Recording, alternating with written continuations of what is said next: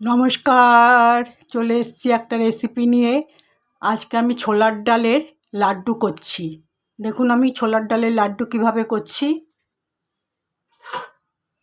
প্রথমে এই পরিমাণ ছোলার ডাল আমি এরকমভাবে রোস্ট করে নিয়েছি। এরপরে এটাকে মিক্সিতে খুব ভালোভাবে গ্রাইন্ডারে একটা মিহি পেস্ট বানিয়ে নেব, তবে জল ছাড়া। তাহলে আমি এটা করে নিয়ে ফিরে আসছি। এই যে এরকমভাবে একটু লাল করে ভেজে নিয়েছি ছোলার ডালটা, এবার গ্রাইন্ডারে দিচ্ছি।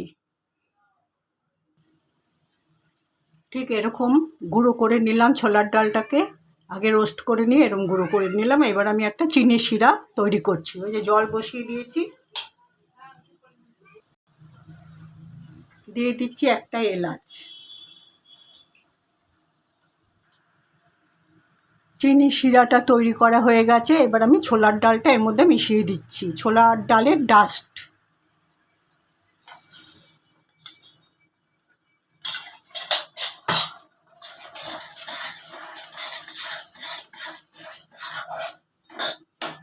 অবশ্যই এটা লো ফ্লেমে এবার করতে থাকবো।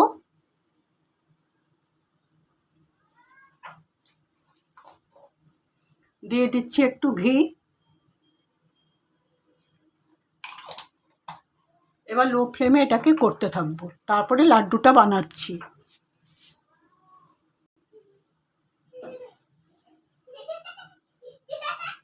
ছোলার ডালের লাড্ডু খুব মিহি পেস্ট করবেন না, এরকম দানা দানা থাকবে।